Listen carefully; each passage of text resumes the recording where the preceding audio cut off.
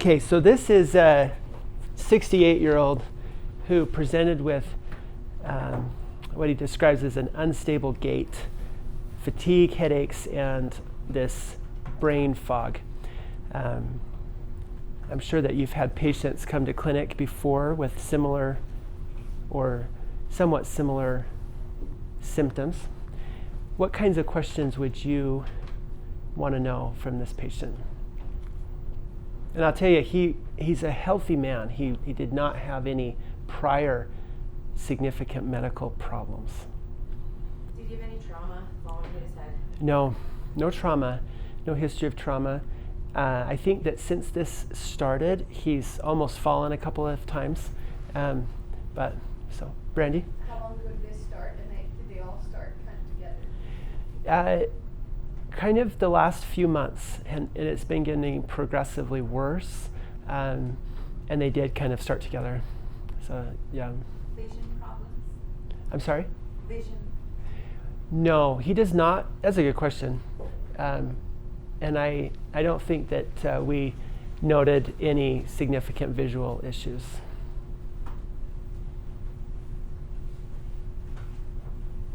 Naked back pain? Not really, no. I know that some of the neck problems we've talked about, cervical myelopathy, could cause a gait issue for sure.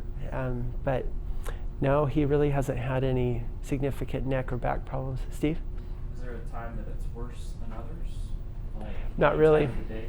No, not really. Kind of just progressively worse overall, but it doesn't seem like it's worse at a particular time of the day. Any vestibular dizziness or vertigo? Not really.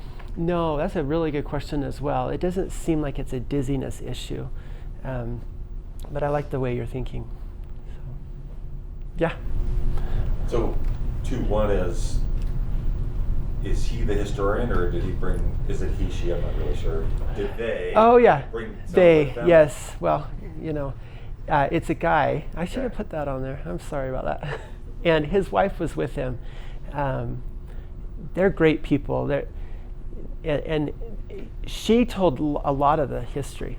He said some of it, and then I actually went to high school with their son, and he also clued me in on some of the kind of the severity of this. This was pretty dramatic for him. He's been very healthy, very active guy. So the patient didn't necessarily notice that they had it, but the people around him noticed it more. I would say yes. He definitely notices, but a lot of the history was given by his wife in clinic. Any weakness? No. Like difficulty getting out of a chair, or just tripping or falling?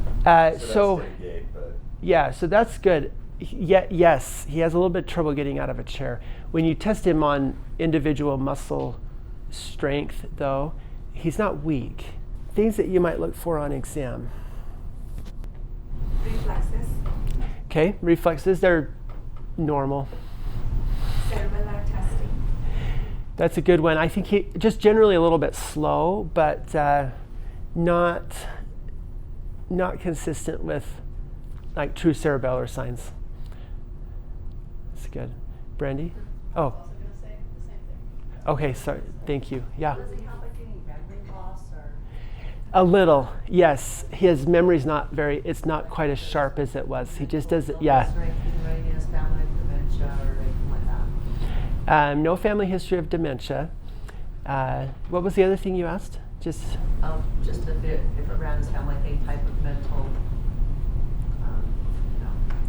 illness type of thing. Yeah, but when you say mental illness, I think like depression, anxiety, those kinds of things. None of that, and not dementia or Parkinson's or Alzheimer's. None of that either. Yeah. Any difficulty with speech, either finding or? His speech is okay. Yeah. Steve? Was there any cognitive testing done, like a MOCA or slums or anything? So we didn't do formal cognitive testing in the office, but it was a little bit. I don't recall the exact tests that were done, but his cognitive tests were a little bit lower than you would expect. Repeating of stuff too. So cognitively, he's a little bit off too. Yeah. Anything you'd look for on exam other than the cerebellar thing? Did you do like a timed up and go or anything like that? Yeah, so I was thinking about this case in relation to the ortho night. There was a lot of talk about speed and velocity, and then Ben Jensen talked about the ability to, how many times can you get up out of a chair, and I think that a simple test like that would have given quite a bit of valuable information. I tried to clip a video from YouTube last night, but it wouldn't work. So he gets up and goes to walk, takes him a minute to get up, and then when he walks, his gait is very slow. He can't lift his feet off the ground, and he's shuffling. Yeah. And it's just, if you were to have him do a timed up and go or something, it was way slower than you would expect for an otherwise very healthy looking 68-year-old man. No tremors or? Good question. No tremors. That's a good one. Any other cognitive issues? There's the fog, but is he having are they noticing anything with his emotions or any variability there? Not really. No, just a little bit of memory, mild cognitive. And if you talk to him, you kind of notice, but not really. Carolyn? Urinary incontinence? Yes. Yes, he does have a little bit of that. That's new for him. He's never had it before. He didn't really tell us initially, but yeah, that is something that he's had recently. Good question. Steve? Like medications. He's not on any medication.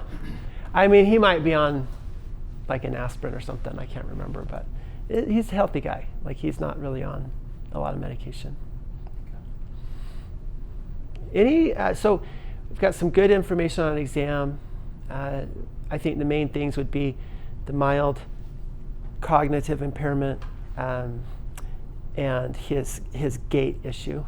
And then we know from history, urinary incontinence, this fatigue, brain fog, and that there's not a lot of other red flags in the history, such as things that you would expect from like cervical myelopathy, or there's no tremor that you might see with a Parkinson's.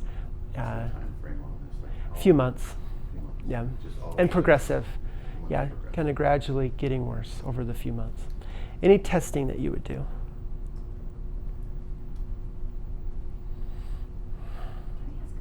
Yes.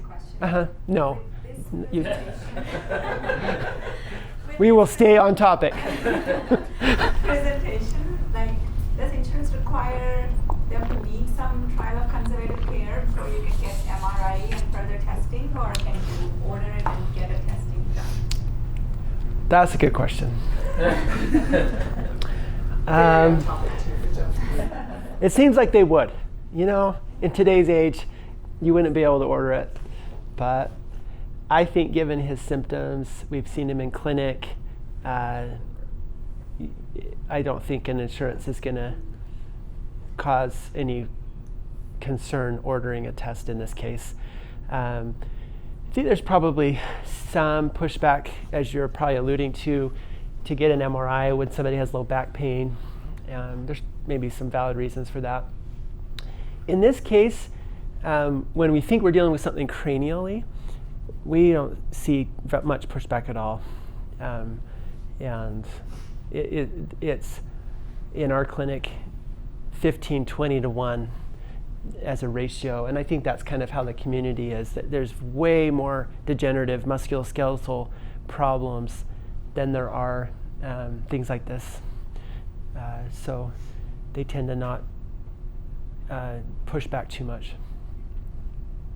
So with that, Carolyn? It just depends where you're seeing it. If we were seeing it in the ER, we would do a head CT first. Yeah. Right. Yeah. Then MRI, and then lumbar puncture. Okay, great. If you're out, If you were outpatient, So let's say, so this patient isn't in the ER, and I agree, if I was in the ER, head CT's so fast, you get immediate results, and an MRI in some facilities is not available, and in others, it's the MRI saying, we already have patients, why do you always push our patients around kind of thing, and it takes time. So I don't know that there's a right answer, but what would you order? Other than speed, is there any value for a CT in this patient? Would CT show you something that... I will tell you CT will show you the problem. So that's one thing. But I would say that MRI is a more... it gives you more information when looking at brain pathology than a CT. So you could do both. You're worried about cost for the patient? I don't worry about cost. I know you don't, but in my setting with geriatric patients, like, you know what I mean? MRI versus CT. I think both of them are relatively low cost, generally speaking, anymore. You can get an MRI for $400 that gives you a lot of information, rules a lot of things out, can give you the diagnosis in many, many cases. This guy actually, on his scan, had a very small posterior fossa tumor that's not related to his symptoms that was seen on MRI that you would not have seen on CT. So there's definitely some inherent value when you're really wanting to know about brain pathology. An MRI is nice. So. But CT's great. I wouldn't fault anybody for, actually I think CT would be a correct answer. CT or MRI. Okay, so with that, there's his MRI. What, other than it kind of looks like Mickey Mouse, what do you see on the MRI? Anybody want to just kind of, and I know that scans can be intimidating, kind of intimidating. What are you seeing on MRI that's different? Todd? We've got the orthopedic surgeon in the room. He can even tell. His bone looks great. Bone. He's been taking his calcium. Yeah. His ventricles are... Yeah, the ventricles are way bigger than normal. That's a very good answer. Any other comments? I think that's one very immediate finding that you would say. Ventricles are big. Maybe look in more detail at the scan. There's maybe some other clues or specifics about the pattern of the ventricular enlargement. A couple of things that I noticed. One is ventricles can get bigger because there's more fluid, or the brain's smaller.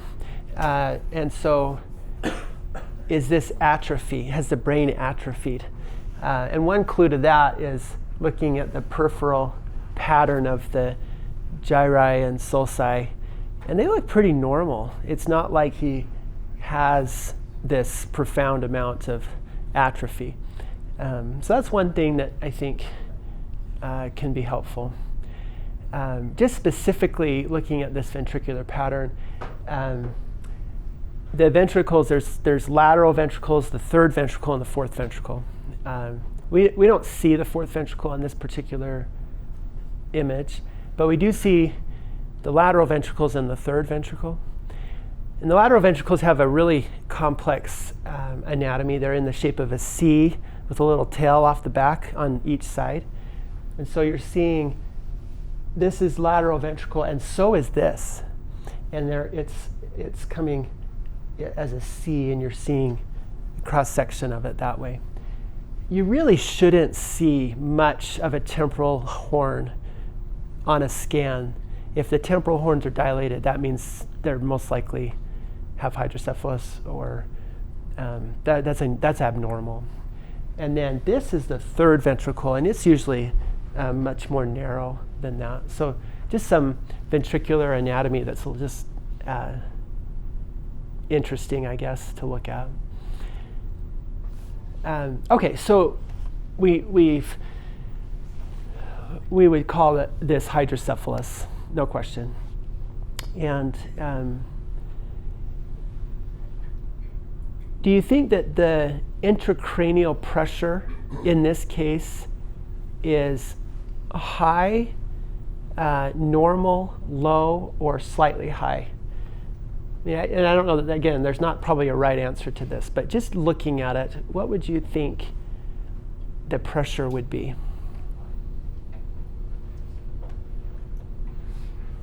High. High? Good. Yeah, could be high. Any other thoughts?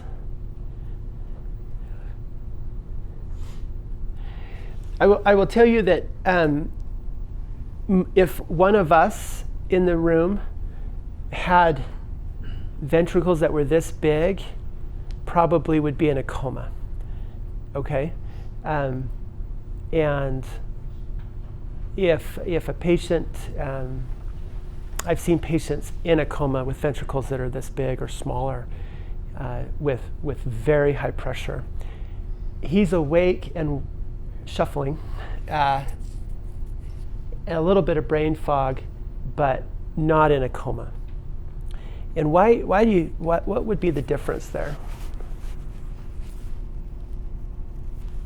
Chronicity.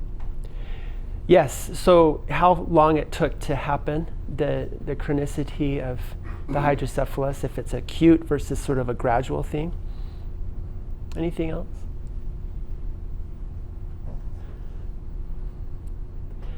I think that you can have someone with high pressure from hydrocephalus and small ventricles when they're not compliant.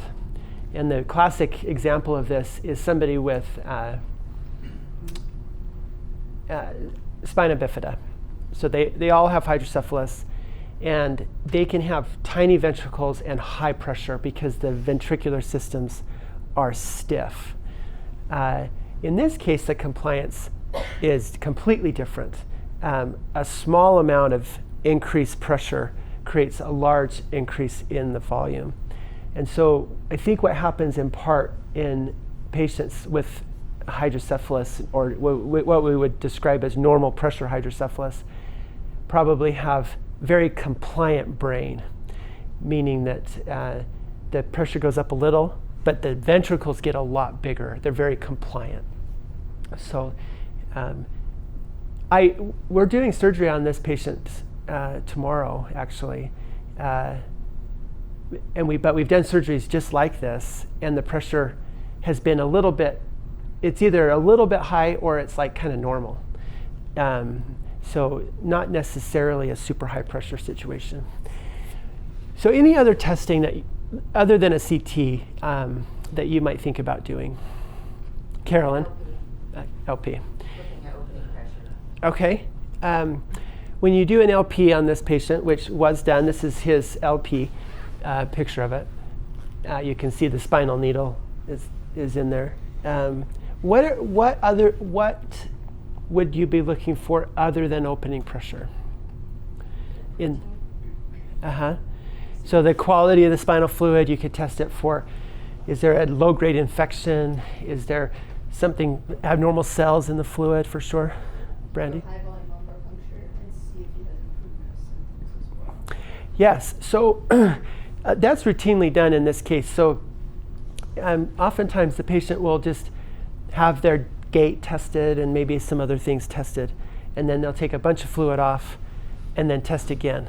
And when they did that with him, he got a lot better and then got worse again within about half a day. By the way, does anybody know how long it takes your body to produce spinal fluid or turn over all of your spinal fluid? Like say we drained all of your spinal fluid, how long would it take to come back? Sounds like less than half a day. Less than half a day. Very bright. You definitely do not need to sit at the front of the classroom. Yeah, so maybe 8 hours or less than half a day. Yeah, your entire volume of spinal fluid is replenished. So if it's not being reabsorbed, you can see the problem, right? But the high volume lumbar puncture is a nice test to see if any sort of treatment for this is going to be effective. Okay, so what would we do to treat hydrocephalus? Is there a specific cause that we have identified for the hydrocephalus right now? No, it's not like a tumor blocking spinal fluid flow, or sometimes people will get hydrocephalus after an intracranial or specifically intraventricular bleeding. With normal pressure hydrocephalus, it's probably just not getting absorbed into the bloodstream as effectively or efficiently as possible, or as previously, and then the brain's compliant, so then it expands. And by the way, my thought on the gait issue is that the lower extremity, the white matter fibers that go to the lower extremity cross nearby the frontal horns, so they're put on stretch with the hydrocephalus. So that it could just be a mechanical stretch. Yeah. So that's the corpus callosum you were talking about? Yeah, and then some of the other white matter fibers that are crossing from the motor area, or just traveling by, just seem to be nearby and get affected and put on stretch, so that it affects their gait. Brandy? I think if there's severity of the symptoms, you probably want to consider a VP shunt. Okay, thank you. Do people know what a VP shunt is? Ventriculoperitoneal shunt. Does that make sense to you? Who here has seen a patient with a shunt before? Okay. I would say, sorry about that. A lot of patients have shunts, and sometimes we know about them, and other times we might not know. So this is an example of a shunt. Stephen here has a physical example if you want to see what a shunt looks like. But basically, you have a catheter that's in the brain, in the ventricle, and it's connected to a valve, and then another catheter that goes down to a place in the body where the spinal fluid can be absorbed. The peritoneal cavity is a big space with a lot of surface area. The body's able to absorb the spinal fluid, which is kind of a large volume of fluid, pretty readily. Other places you can put them into the heart, is kind of the other common place. If you're in a pediatric hospital, then you get some other very strange places to put a shunt in, but like the gallbladder or something. But and then the shunt has a valve on it, so it doesn't just allow fluid to flow without any sort of control. The modern valves have the ability to control the pressure with a magnet. So when we put a shunt in for normal pressure hydrocephalus, one of the concerns is that we'll drain fluid too quickly and create a subdural fluid collection. And we don't want to do that. So we tend to put them in at a higher pressure and then dial down the pressure gradually so that we don't end up with a subdural fluid collection. And the valves can be easily controlled with the magnet on the skin. And they can also and occasionally be altered by an MRI. So it's not an emergency to go check your shunt after an MRI, but it's nice to check the setting because it could be altered by an MRI. And then this is a shunt that was placed for normal pressure hydrocephalus. The immediate post-op scan, you can see a little bit of air here, and then the catheter goes. It's hard to get the entire catheter on one slice, right? But I did want to show that the valve is here, and the valve I use sits right over the catheter and covers the burr hole that we've made.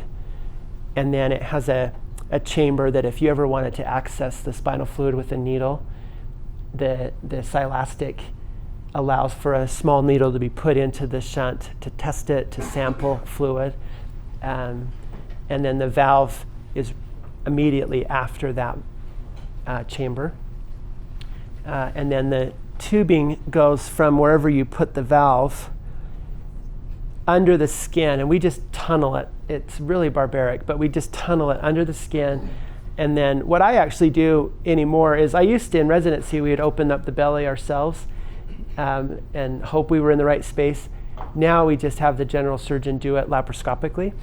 So I'll put the catheter in, connect the valve, tunnel the catheter to a stab incision just below the rib cage, and then the general surgeon does the rest of it. And this is an example of what he's looking at, or she. All the general surgeons that we've had do this have been male, but he'll look at the catheter, put it in with the forceps, and then grab it, pull all the slack out, trim it to size. And then we usually put it over the liver. That's the nice thing about laparoscopic, is you can put it in a space where there's not a lot of momentum and it's not as likely to get occluded distally. And then 100% it's in the space that you want it to be. And you can see how much surface area there is here in the abdomen. It has the capacity to absorb spinal fluid indefinitely. So normal pressure hydrocephalus, it's one of the reversible causes of cognitive decline. It can affect gait, and I would say gait's probably the thing that improves most readily. The patients that we've done this for have walked a lot better after, and then they can have urinary incontinence. And the workup includes getting an MRI or CT scan to look for hydrocephalus or any other pathology, and then testing their gait before and after a high volume lumbar puncture to see if treatment's likely to help. And then the shunt is placed. In my practice, we use the navigation to put the catheter in, so we hit the ventricle first pass, connect it up, put it in the abdomen with the laparoscopic approach. We monitor the patients one night in the hospital, mostly if there's any sort of bleeding from putting the catheter in. Check a post-op scan, make sure it's in a good spot. And then they go home, and in the next few follow-up visits, dial their shunt down gradually until we've reached a point where their symptoms are improved, and making sure they're not having subdural fluid collections. So anyway, thanks for coming today. Appreciate all of you guys, and appreciate the discussion.